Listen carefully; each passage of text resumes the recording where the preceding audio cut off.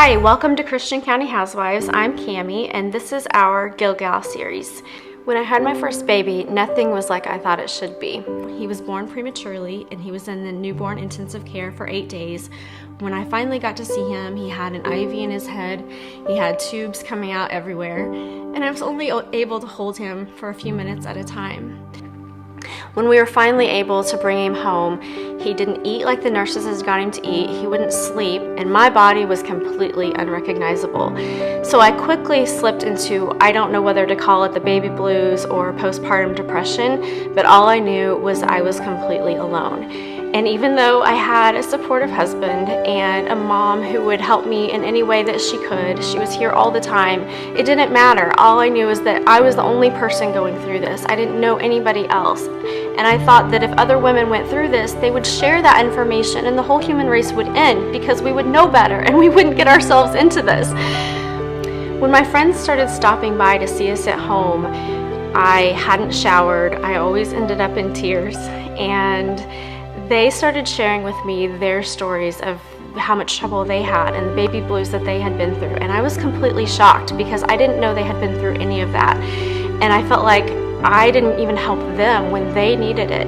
But what that did for me, when they shared their stories, it was from someone who had been there and that completely understood what I was feeling. And so it helped me, it encouraged me, and it gave me hope that things really would get better. And now, several years later, I feel absolutely convicted that we are commanded to share our stories with other people, to encourage them, and to say, here's what the Lord did for me, and here's what He can do for you. 1 Peter 3:15 says, "But in your hearts revere Christ as Lord. Always be prepared to give an answer to everyone who asks you to give the reason for the hope that you have."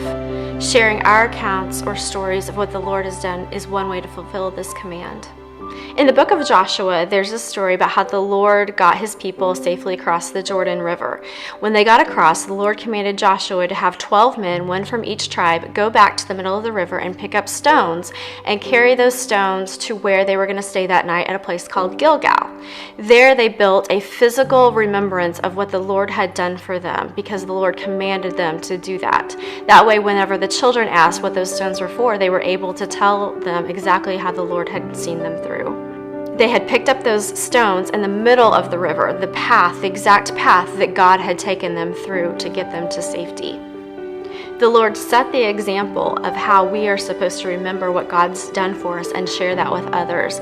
In Joshua it says, "So that all the peoples of the earth might know that the hand of the Lord is powerful, and so that you might always fear the Lord your God." Christian County Housewives wants to be a place where we share our Gilgals with each other, and that's why we're calling this the Gilgal series. We're going to be sharing stories of inspiration, and we're inviting women starting locally here in Christian County to share their stories of what they've been through and how God has sustained them. Some women you will hear from are on the other side of the Jordan River. God provided the way, and they will be sharing what He did and perhaps where they are now. But some women are still in the middle of their Jordan River, and they are sharing how God is sustaining them right now, day by day, in the midst of their trial. They're picking up their stones and saving them for when they do get to the other side of the Jordan River. All of the details of our stories are different, but it's all part of one big story, and that's God's story of His love and redemption for mankind. 1 Chronicles 16:8-9 says to give thanks to the Lord, make known His deeds among the peoples, and to talk of His wondrous works. Join us as we fulfill this command and give Him the praise that He deserves. I pray that you will be able to relate to the women that you hear, that you're inspired by their stories, and that most of all you feel the love of God. Thanks for joining us at Gilgal.